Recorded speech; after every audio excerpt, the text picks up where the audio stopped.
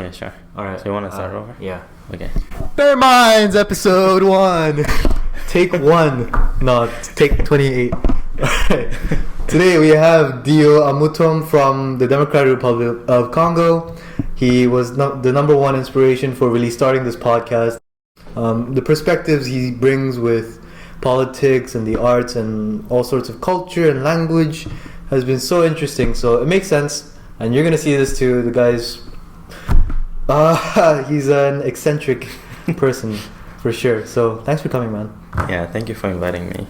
Alright, so you're from the city of Lubumbashi. Yeah. No, yeah, most people exactly. don't even know where the Democratic Republic of Congo is. Just maybe Central Africa-ish. Could you maybe enlighten some people where the DR Congo stands geographically? Yeah, definitely. So And how it's different from actual like Congo Brazzaville? Yeah, so the DR Congo is located right in the center of Africa. So when you look at the map, you just pretty much have to look straight at the center. And as for our neighbors, we have Rwanda, Burundi, Zambia, Tanzania, and some other countries like Angola. Yeah. Right, okay. So, I mean, the number one reason for really having you here is because from talking to you about Congo, I mean, DR Congo, I realized everything I thought I knew about that area was completely wrong. And a lot of that just came from, you know, I get most of my information from the news and like Western media or YouTube because I'm a dumb millennial who doesn't like look into shit, I guess. But yeah, could you please tell us, try to enlighten some people in a short time, what the difference is between the media and versus like actually living? Yeah, so actually I kind of get to experience that the same way that you did, you know, through media here. So when I first came, I was surprised that everyone who talked to me, whenever I mentioned the Congo, they knew the Congo as a war-torn region. So that really surprised me because in the Congo, pretty much we have a war, actually not really a war right now, but we have a situation of violence going on in the eastern part of the Congo, in the Kivu area. But when you step outside of that region, when you go to Lubumbashi, Katanga, or when you go to Kinshasa and other provinces, the situation is not as bad as depicted by the media. In fact, like some regions are actually growing pretty fast. Like in Lubumbashi, we had pretty interesting growth, you know, economical growth. Same for Kinshasa. Even if things are not that stable, but the situation is not nearly as bad as people might think by just watching media. So how, I mean, a lot has changed in like just like the time that you spent in the DR Congo before coming to the US.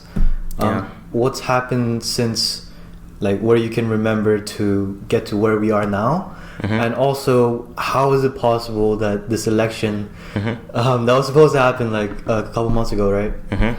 Gets just postponed till the end of the year. It's, you know, it seems almost comedic, but yeah, it's actually like whenever you look at the DR Congo, like you always have to put it into context, you know. Like even when you analyze the situation right now, we don't really count that many presidents. You know, we had Kasafubu, Mobutu, then Kabila father, and now Joseph Kabila. So which is not really many, and I get to live through. I was born during the Mobutu time in the 1990s, and I get to see when Kabila came in 1997, when he was killed in 2001, and now we have his son as president. So what happened is that after Kabila father died, just stretch everyone's technical difficulties, but you know. When Kabila died, so what happened is that his son was put into power. And after that, we had the 5 period of transition going from 2001 to 2006 when we had the 4 vice presidents. And since 2006, after our first elections, a lot of things actually changed in terms of government, you know, and just the fact that we had our first democratic elections. So as for me, like as I told you, I'm from Lubumbashi, and I get to see a lot of change within that city. So we get to have, like, you know, in terms of infrastructures and in terms of schools and in terms of other programs, like we just get to see an economical boom, which was primarily boosted by the mining industry, but still like we kind of saw some investment in other sectors, you know, mainly education, hospitals, you know, a lot of renovations. Wait, I want to go back to mining though, because that's really interesting. Yeah. Like it's almost like funny. So the deal that you sort of have with the Chinese private sector is that they will come and build infrastructure for you in exchange for access to those mines, right? Yeah, access to those mines. So when you take a walk down Kinshasa or Lubumbashi, you apparently you just run into more Chinese people. Yeah, I don't think it's as serious as in Angola, but still, like everywhere you go in Africa, like China has a pretty strong hold on those countries because unlike the West, they kind of saw the potential of investment beforehand. So they invested into those countries, and what they have is a deal called win-win situation. Is that the official name? They call it the win-win. Is it actually? Deal or something like that, yeah. Oh my god. But it does include win-win. So the thing with that is that, it might be a win-win situation, like maybe from the perspective, but from my personal perspective, so I still think that there's some things that we need to work out, so that we can better take care of our resources, because now there are so many kind of concern, environmental concern, and just thinking outside of the spectrum of the mining industry, because that's what is happening now, because we rely so much on those industries.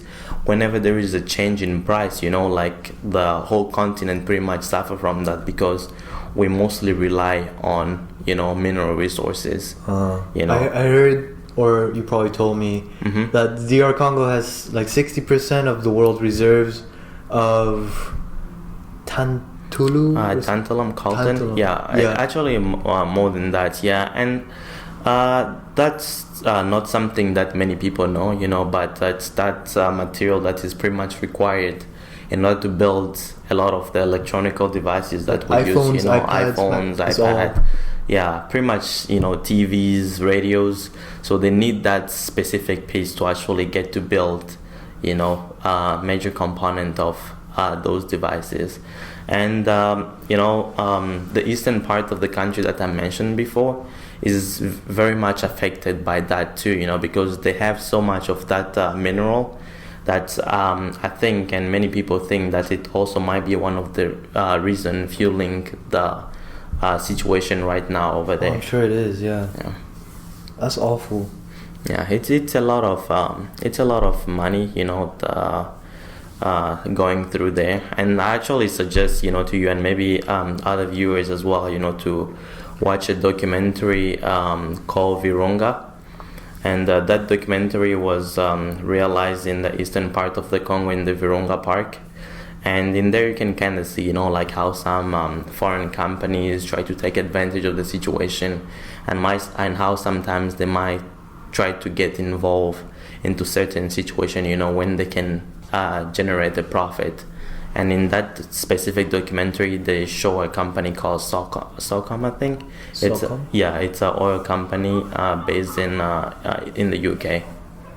Yeah, it's so crazy to think about. So how many years that the West, or just any sort of civilization, has been trying to gain the upper hand on another civilization. And it just seems like that's kind of the way that things have to go for us as humans. Like, it's kind of a cynical way to look at the world, but like sometimes when you realize, like, one of the first historically significant acts that we as humans committed was the genocide of the Neanderthals.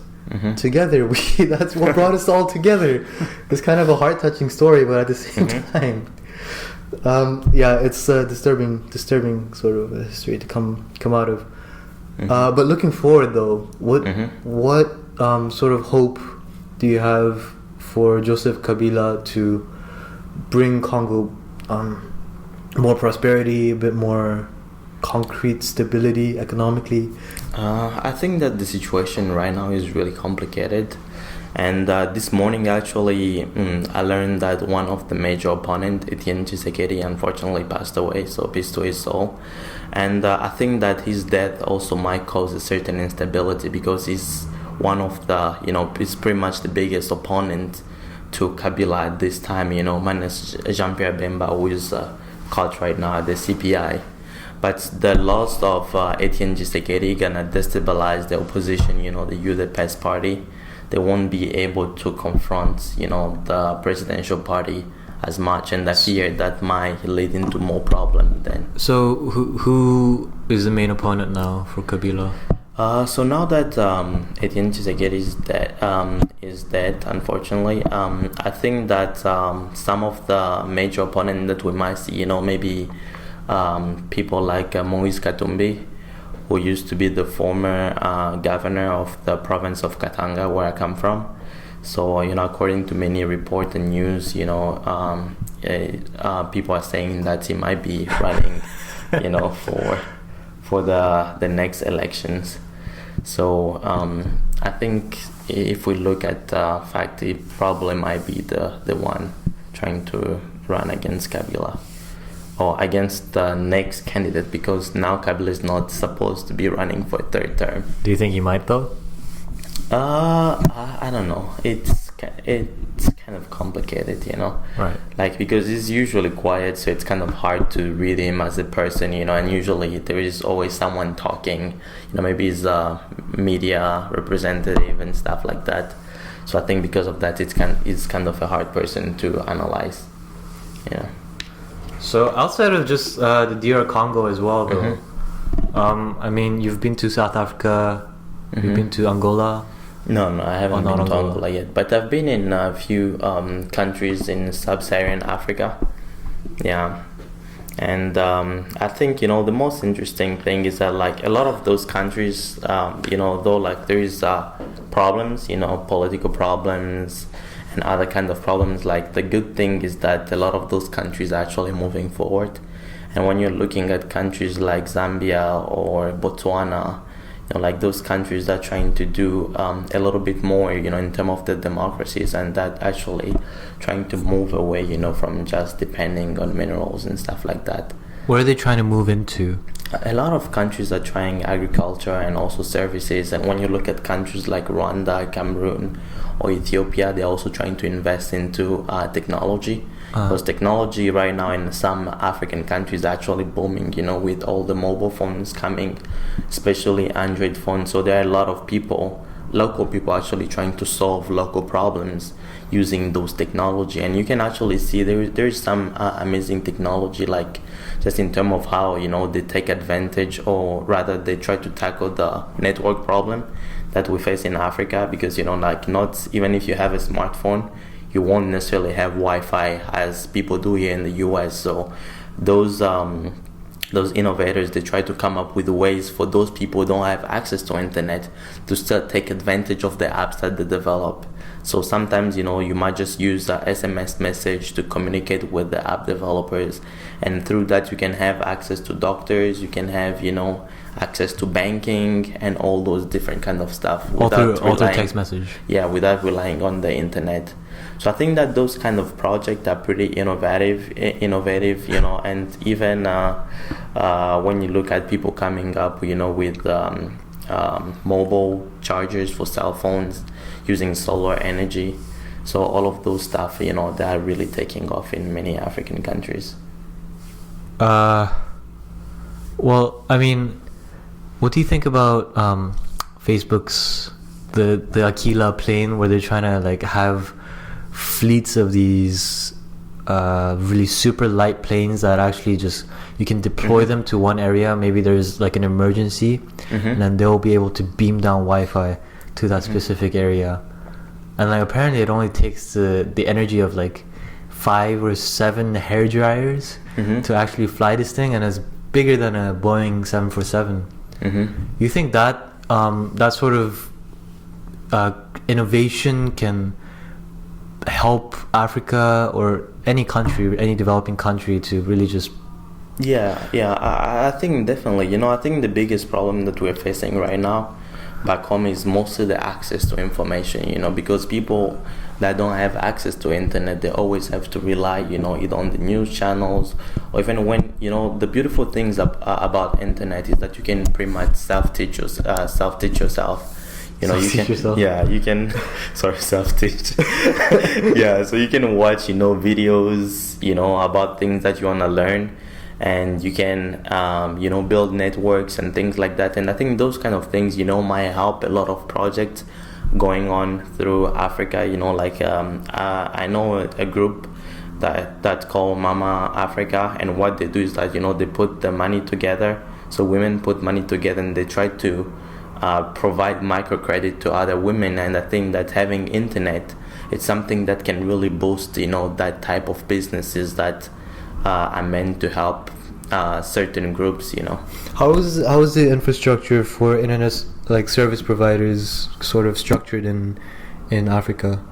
Or maybe that's the general, like in Congo. In Congo, just recently, I think maybe 1 or 2 years ago, I think we got optic fiber. But the thing is that because of the way it was installed, it's not performing as good because and I think that's where we see again some corruption problems because from what I heard, so the cable should have been installed deeper, but it wasn't deep enough, so there was some kind of connection problem with that. But beside that, like, we usually rely on regular internet. Like, it's not super fast, but I think right now we got at least to 3G level or something. Yeah. So now we have different mobile operators like Orange, which is also based which is based on Europe. Yeah. But we do have that, and they do provide 3G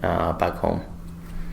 Yeah, but internet back home is much cheaper than it is here. How much is it?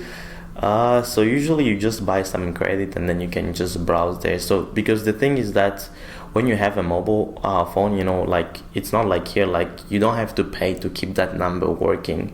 The number can be working at any time, and you can charge for the internet when you need the internet. That's how it was for me back home too. Yeah. And then I came here and they were like, no, you have to go on a contract, pay like $100 a month to like have unlimited text, except it's not unlimited because you only get 200. There's so many little, don't use Verizon. But I mean, that's good to hear. But this isn't like full coverage around the entire country, right? It's just in Lubumbashi and in Kinshasa. It's around. It's in the entire country. So a lot of the communication companies that we have, that spread all over the country, and they have a pretty good network coverage. Oh. Yeah, so you can talk in people in the Kivu, in the Province Orientale, and all those provinces across. Yeah. The communication is not that.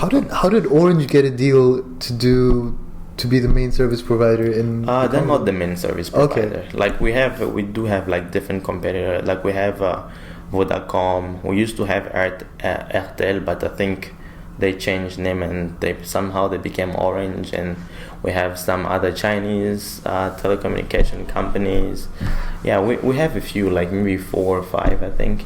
Are there any built out of the continent of Africa?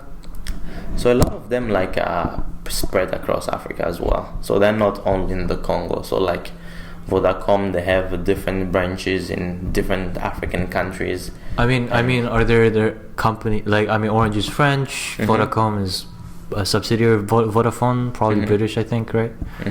Are there any service providers that are entirely based in Africa? As of yet, I'm not really sure about that. Yeah, I don't know. Because that would probably be really. I'm gonna stop playing with this microphone. But I mean, no, honestly, like, that would be a big concern for me, because that means I don't know how that works privacy wise. Like, legally, is it legal for the British government to ask for information on the phone calls, SMS data from people using Vodafone if it's within Africa?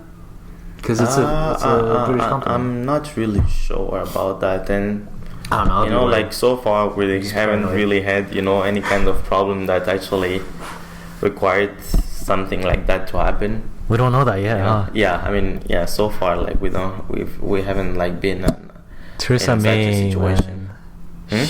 Theresa May seems like someone who would really just I should probably not make like direct political statements, but like, I would not want to mess with her. That's all I'm saying. Yeah, but the thing, like I hear you, but the thing is that there is nothing to find. There is no reason listening to conversation from people in my home country, because there is nothing much that you can really expect from listening to those audios. Just people talking to family and stuff like that, but nothing much. Yeah. Well, that's a relief then, as long as it's not, something crazy. Mm-hmm. Wait, where were we? We wanted to start. Mm-hmm. Okay, we went way off track. Uh-huh. We wanted to start the current immigration status, the executive orders that Donald Trump has been ordering. You've had some opinions about this personally. After, you actually read the primary text of the executive order, right? Mm-hmm. You're the one who showed it to me. Mm-hmm. What did you find? Is it as bad as it seems? I think so. Just to give my opinion before I dive into it. So, personally, as I mentioned before, so I'm not exactly for the ban, because I don't think that is the right way to deal with terrorist threat at this point. Because you might have some unintended consequences, but something that I feel like by watching the media and other things going around is that I feel like it's like the media is trying to create a situation of fear, and many people are actually not looking at the situation critically, but rather just consume raw information from the media. But then again, when you go, just by looking online at many resources, people can actually watch the speech that Bill Clinton had at the Senate, or even Obama, about immigration, and they had a pretty strong opinion on that, at least regarding, undocumented immigration, when they were talking about it. And I feel like right now, everyone, at least the majority of people, thinks that everything that Trump is coming up with, that it just came from his mind, that no one before him ever came up with those ideas, and because of that is being portrayed by many as a super radical person, and everyone is starting to live in fear. But what I think, for me personally, is that people need to do a little bit more research, read more about the information that is online, and just try to fight the government in a different way, by trying to be more informed and fighting on the low ground, trying to call the senators and other people so that we can push the government to actually get to do something positive instead of. So I just wanna give a quick plug. There's this app called Brigade. Sean Parker, the co-founder of Facebook, he came out with. Basically, it's like Tinder. You just swipe left or right depending on whatever political opinion comes up as a card, and then at the end of it, it sort of kind of guesses as to which senator or local government official you could vote for, who's having an upcoming election, has similar interests as you. So that's a really easy way to just stay informed and also take actual action, rather than tweeting, "Oh, I'm so mad," or going on a protest and then feeling good about yourself, go home and you forget it. This is actual proper way to do it. So I'll put a link right here. No, on Dio's face. And please check it out. Brigade is pretty awesome. They're not paying me to do this. I just thought it would be a good thing to bring up. Yeah, and just to add on what you said, funny thing, like when I was in high school, we actually kind of talk about that, how people should always go outside of, whatever information they're presented with, and try to analyze other news that might not come from a source that is from the political opinion. Because what usually happens, is that whenever you look at the news that has your views, you always find things that's gonna be there to please whatever view you have in your mind.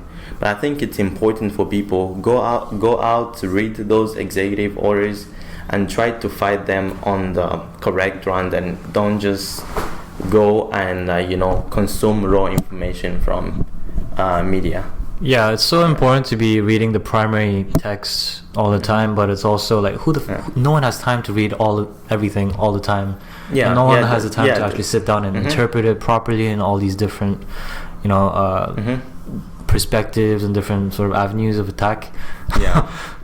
But at the same time, that's what's necessary for an educated public to make educated decisions about their entire country. Yeah, and that's what our education is supposed to be about. It's about being a critical thinker and not just take the information for whatever it is. We must always question, is that information true? Is that the way that person phrased that information? Because now, someone might take something that you say and put it in a different context and just publish a headline.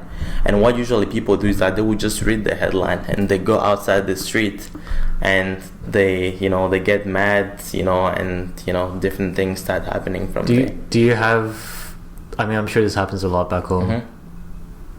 Yeah, we've had a pretty funny situation. So it was, I think, in 2011 or 2012, we had a shooting at the airport of Lubumbashi. So apparently some people came at the airport early in the morning and they shot, and some few people were killed resulting from that attack. So that day we were pretty much locked into school, and I remember there was 1 or 2 people that left and went back to Belgium, to wait for the situation to calm down, actually get more information about the situation. But funny thing is that when the RTBF reported that news, the information was blown out of proportion. So the way it was portrayed on TV is as if everyone had run outside of school, and left the Congo, and the picture that they took to actually show in the news report were pictures that were taken from the school block. And that was really surprising to many of us, and that's when our history teacher reminded us that whichever information you see, you should never take it as it is. You always need to do more research, try to look at what is and what isn't, because sometimes you might get fooled by just taking the information. Wait, I don't get the story. So the newspaper pretty much stole pictures from the school website or blog and posted them on the news to show how empty the classes were.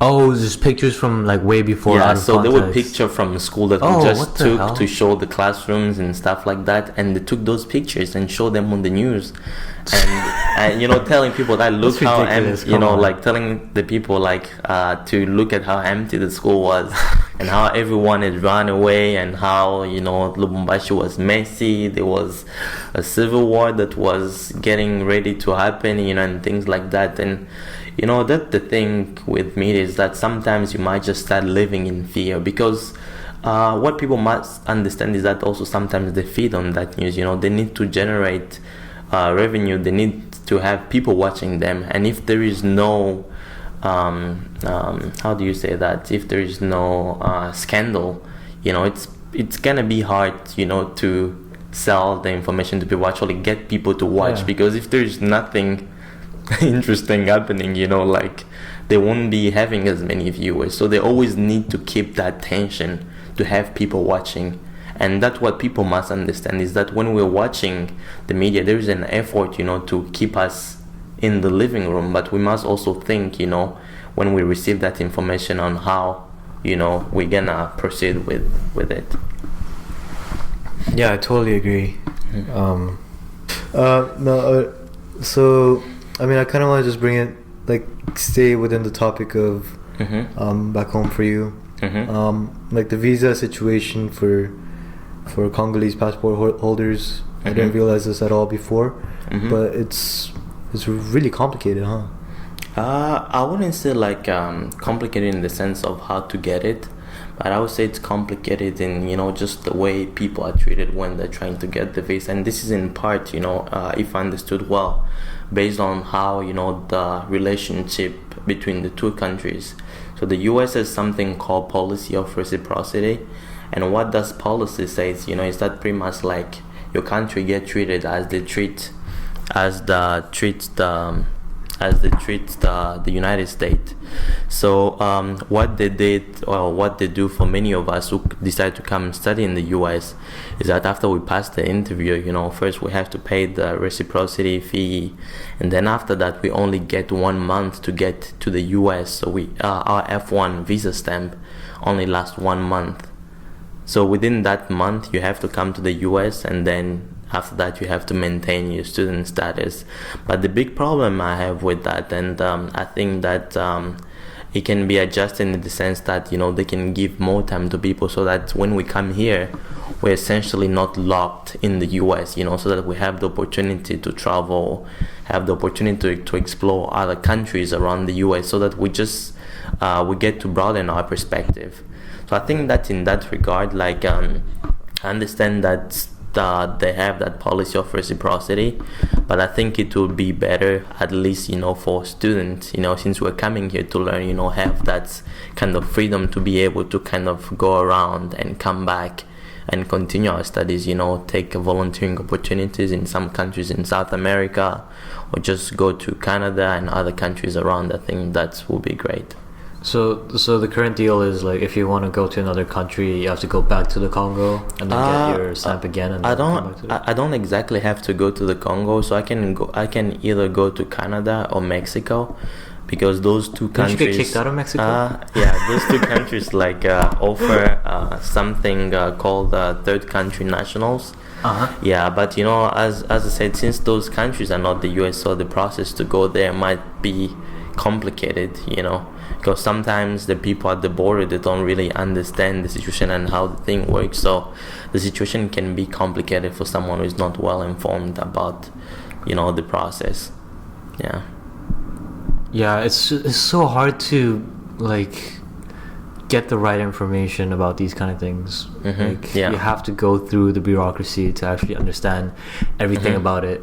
And I get to learn that firsthand. So when I was trying to go to Mexico to renew my F1 this summer, so I got kicked back to the US because apparently there was a misunderstanding between what the Mexican embassy told me, via email, versus what the people at the border told me. So they told me that whichever information I received was wrong, and that maybe the people didn't understand exactly what they were talking about. So I got into that complex situation, but thank God I was able to come here with not much trouble. But still, I think it was a pretty harsh way to learn about that specific situation. Okay, so do you think there's a sort of a institutional suppression of African revival economically, culturally? Do you think there's an institutional sort of elite just pushing down, preventing that from happening, just to maintain their standards of living? So that brings me back to a point, actually, I heard not too long.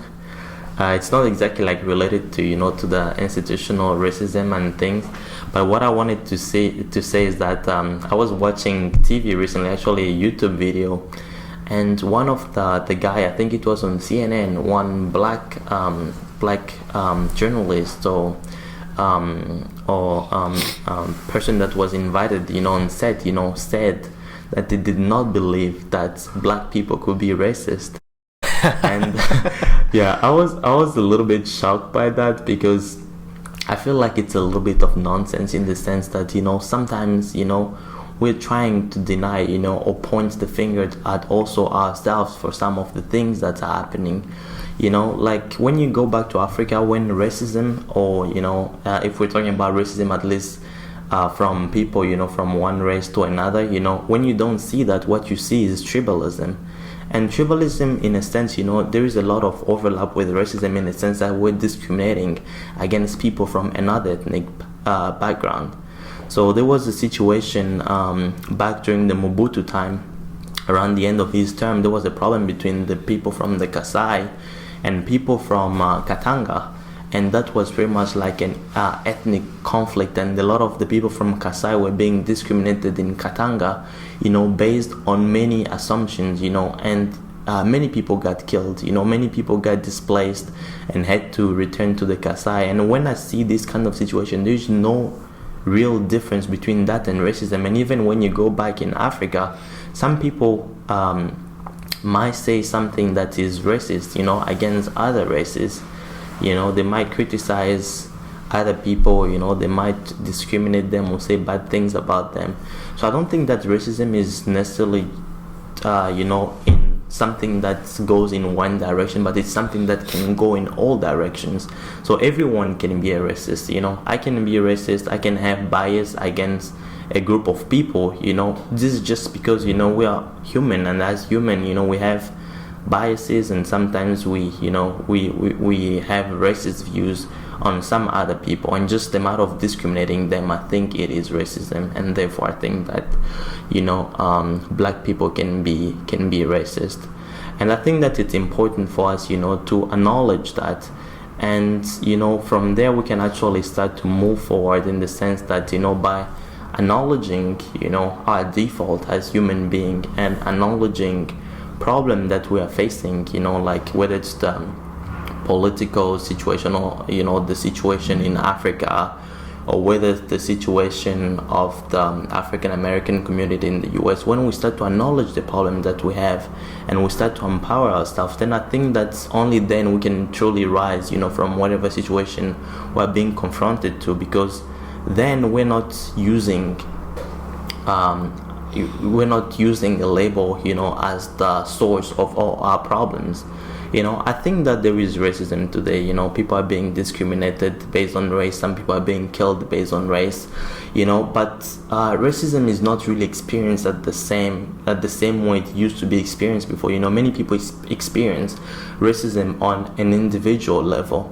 That's why there's not like a collective force trying to really fight racism. Like there's not like a global alliance trying to fight racism in on an institutional level, because many people sometimes they don't really pay attention to that, because in the daily life they might not have experienced racism based on the environment they live in, the political climate in that region. So for them it's really hard to understand the reality, let's of someone who lives in another state and experience a different reality. But I think that like sometimes we blow the situation out of proportions by trying to have that label, white privilege and whatever we call it, Western influence, as the only and main source of all the problem that humanity is facing. When Africa is not succeeding, you will hear people at the local bar blaming the Europeans. When you're here also, you're gonna hear a lot of different people, different groups blaming that on some white people that are trying to keep some other people down. But what is true today is that poverty is something that is experienced by every single group in America. Whether you're white, yellow, black, everyone is experiencing poverty, and all those people living in poverty, they're being discriminated by the system. The system is not discriminating them, not just because of what they look like, but also because they don't have that economical power to support themselves, because they look a certain way, they're dressed a certain way, their skin is decorated in a certain way, and all those different things, it makes minority groups being targeted, because what happened is that most of the crimes they will be committed in minority in poor neighborhood, because in those poor neighborhood because of the economic castration, people are going to be fighting for surviving. And it surprised me that people are surprised that there are more confrontation between certain groups of people with the police. But the reality is that also, if you look at the same statistics that say that black people are being overly killed by the police, the same statistics say that we also commit more than half of the crime in the country. So like I think it's important for us to look at ourselves, whether we're here or whether we're in Africa, to recognize that we have some level of responsibility and power to change our situation. Because if we are always waiting, like we did after the independence, waiting for a white person to come give us guidance, or wait for another white person to show us the direction, to define who we are, tell us the way we need to behave, which political party we need to belong to.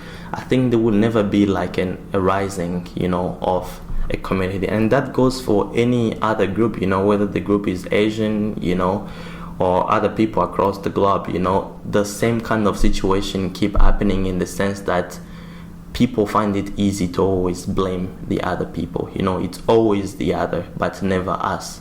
But I think that the reality is that there is a shared responsibility. There's always a little bit of someone else, and there is also a lot of us, that can actually do something meaningful to get to change a lot of, the things that we experience on a daily basis. Yeah, I'm glad you brought up that point about how people tend to put labels on whatever it might be, groups of people or organizations or movements. It's just a thing that we sort of have to do just to lighten the cognitive load, right? Yeah, just a friendly reminder, be close to us in 30 minutes. Yeah, Thank you. So, who's the leader of Zimbabwe who's been in charge for many years? That's the guy is called Robert Mugabe. Mugabe. Yeah, he's been in charge since 80s. He's been I think around 1987 or something like that. And since then he's been in power, and a lot of the things that he did, like when you look at Zimbabwe, used to be one of the most prominent and African country that had a lot of potential. Back in the day, Zimbabwe used to be considered at the same level as South Africa. But what happened after Mugabe took power, it's following the same kind of things, mentality, saying that it's the fault of others. We need to keep certain people out, and things like that. And what he did is that he took the white population that was in Zimbabwe, and he started telling them that, okay guys, now you guys are gonna start to return your land. You're gonna give me your farms, and I'm gonna redistribute those farms to other black people that are in Zimbabwe. And the thing that he forgot about that, going back again to the point that I mentioned before, when we were left after colonization, not many people were educated enough to actually get to handle all of the different situations. So he gave farms to people who didn't have any experience in farming.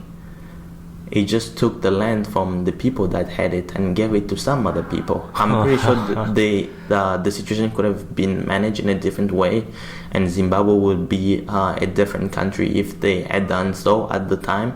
But what they did is just that they tried to keep one group outside, of the political conversation.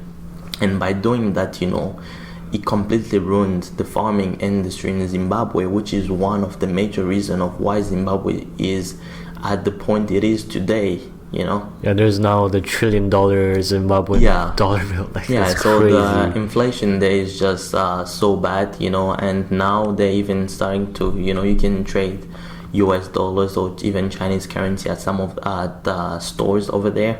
Because the money is simply not usable. To buy a loaf of bread, you have to spend millions of Zimbabwean dollars, which simply doesn't make sense. So I think when you look at people like that, but when you look at the opposition of the people in Zimbabwe, it's not as strong. So that's what I was saying. There is always a shared responsibility. People are there, but somehow they're not doing enough. I'm not talking about necessarily having a revolution, overthrowing the president and things like that, but people can reclaim for some basic things. They can try to hold some of the people in the government, they can try to hold them accountable. We have the power to strike, not to go to work. No one gonna go and force people and beat them up so that they can go to work. If we have that choice of actually blocking the system that is providing money to those people, we have the right to demand justice and other things. So I think we have all those powers, but unfortunately we never use them in an efficient way. And what usually happens is that a lot of populist politicians, they try to use that fact, that a lot of the people are not really educated, and try to use them at the political advantage. So some politicians will send some people in the streets, they will pay them, or they will do something. And usually what's happening in that case, because those people don't know why they're going to the street to march, it ends up being, really chaotic situation, at least from what I've seen back home and in some other African countries, is that some people just go to march for the sake of marching without really knowing the cause of their marching. Right. And when you do that, you won't have the same drive as someone who knows what he's fighting for. So if you know that you want to change your right, you want to improve your situation, you won't back off. You're not bind to a politician who tells you what to do, when to be calm, when not to go in the street, and actually get to exercise, your right as a citizen, So I think that's where, there is a big problem, back home, is that people necessarily they don't really, they're not really involved in the change of the country. They're just pretty much how do you say that? They're reactive to the situation that is happening instead of being active,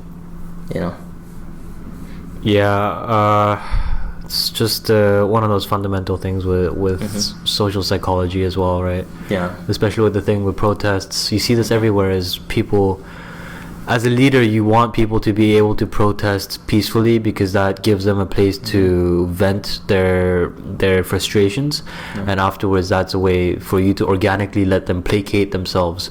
And as a leader, you want that to happen, because that's less work for yourself. Yeah. But anyway, thank you for bringing all that up. Yeah. Before we end this, I want to end this on a bit of a lighter note. Let's talk about some of the movies that really shine a better light on the culture. Oh. Crocodile du Botswana. Crocodile du Botswana. That's such a funny movie. Yeah, it is a funny movie. Can you tell everyone what it's about?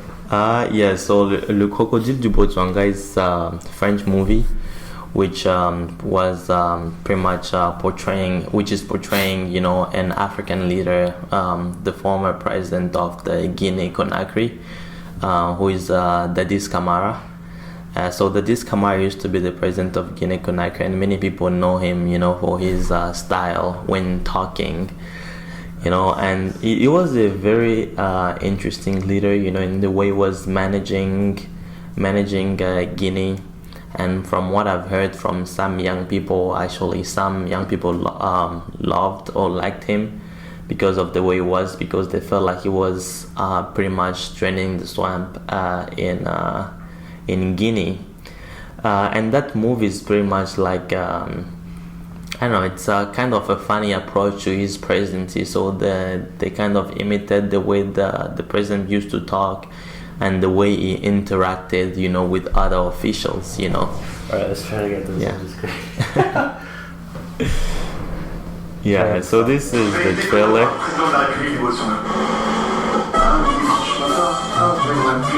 Bienvenue au pays, mon fils. Le Botswana t'attendait. Monsieur le Président, autant vous dire que nous sommes honorés. Didier, l'agent.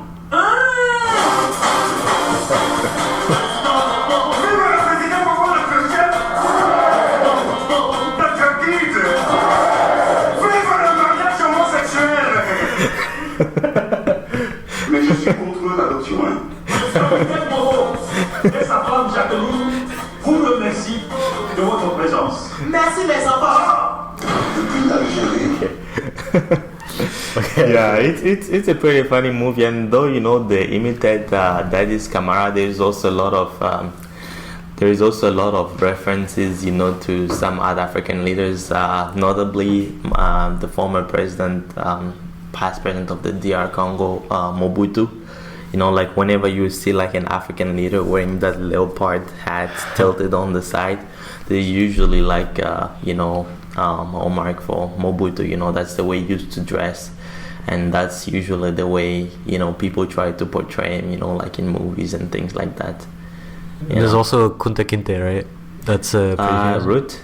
Is it called Root? Yeah, Root is an American movie, so it pretty much tells the story of African slave who was brought, from somewhere near Guinea again. So that region, Guinea, Mali, that was brought from that region to the U.S., to be a slave, and it pretty much tells the story of his family and how they got all the way through, from slavery to freedom. Actually, it's a pretty interesting movie, one that I would recommend a lot of people to watch. It just kind of gives you like insight, on how, it was during slavery time, and it's also pretty well realized, as a movie. Especially I watched the new one, and I think it's as good as the first one I watched. All right, let's finish this off with a few like quick fire questions. I'll ask you some simple questions to answer. So, favorite movie, favorite non-American or like Hollywood movie. Favorite non-American movie? I don't think I have that many. Really? Yeah. I mean, like especially recently, like I haven't like really watched, like a lot of movies. I think like recently I've mostly been like into shows, But okay, favorite TV show? A lot of American shows. Like you're whitewashed. These days I watch a lot of Viking. Okay. Yeah, and I just like the show, especially with the character of Ragnar and all the characters in the show. I think it's a pretty interesting, and also like it kind of tell us a little bit of the history, though there is some myth embedded into it as well. I think it's a pretty interesting show to watch. Favorite musician?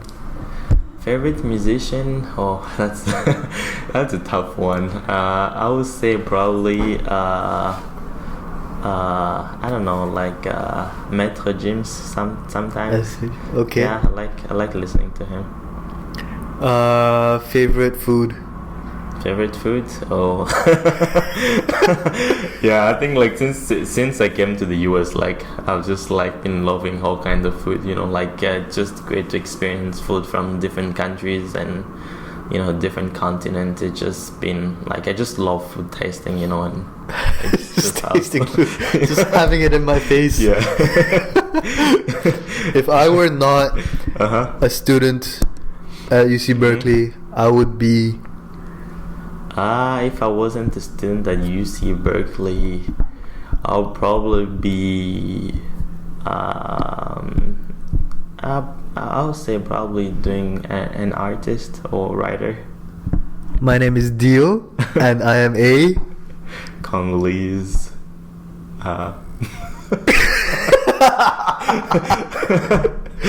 Okay.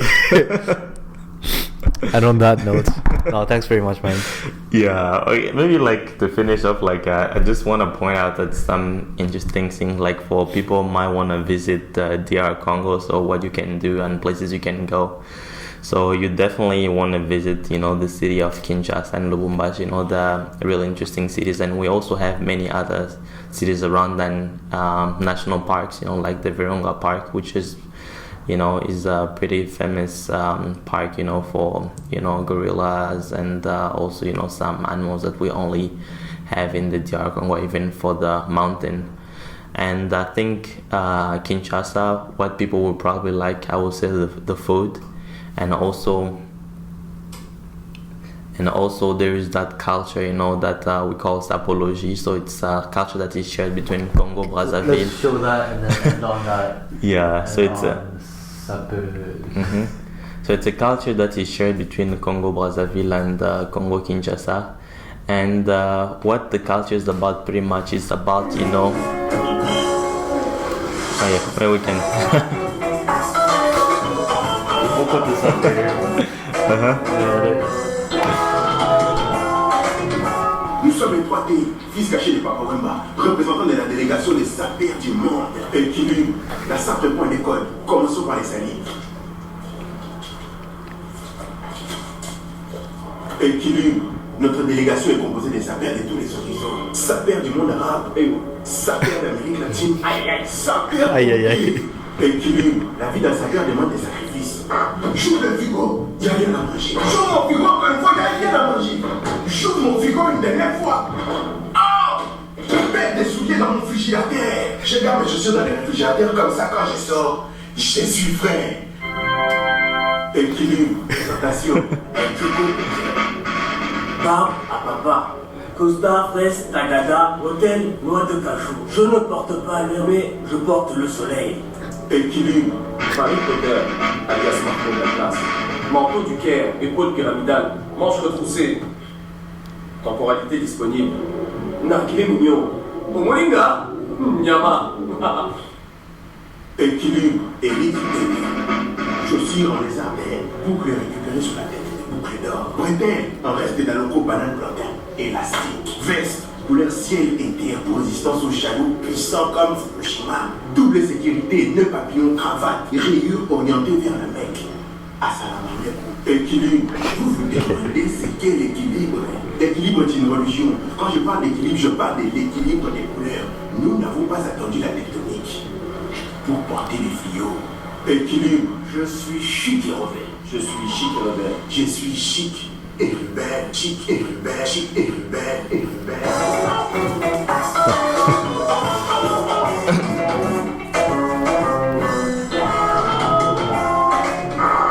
Éloigné. And on that note, équilibre. Should I add on that to explain what it is? Yeah, just what are these people doing? What the hell? Yeah, so Did we just people watch? might be wondering what the hell is going on in the video. So this is a movement called Sapologies. So Sapologies is a movement that took root, during the Mobutu time when people were being oppressed and, they didn't really have the freedom of what they could dress as.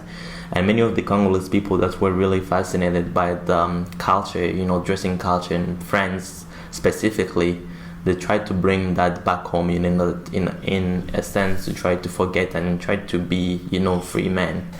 And the culture behind that movement is that people need to dress well, and they usually do so by mixing three different type of color all the time. All the bright ones, huh? Yeah, so they Tend also to be- they take a risk, with colors, materials, and how they combine all those together to try to create an effect. And the thing also that people don't understand about Sapology is that it's also a way of being. It's a way so of being. They try to behave. So for those people, they try to behave as gentlemen, so they try to have Sapology follow them through their daily lives. So it's not just something, it's not just dressing and you just go in the streets dressed well. It's also the way you behave, the way you walk, the way you talk, and all those stuff. It's a pretty interesting culture to watch, just because of the fact that a lot of those people, people might think that they are rich at first sight, but the reality for them is different. Is that those people actually people that usually suffer. They don't have the money yet. They put a lot of whatever they earn, and sometimes they get a debt just so that they can get a beautiful looking costume that they can wear, and get to walk in the street. Yeah, so it's a really interesting culture to watch and something that I would definitely recommend people to go try to experience when they go to Kinshasa. Dio Mutum, everyone. Thanks for coming, man. Yeah, no problem. All the Thank links you are going for to having be me. in the descriptions. So, Yeah, no problem. Thank you. all right. That was it. Yeah. Hour.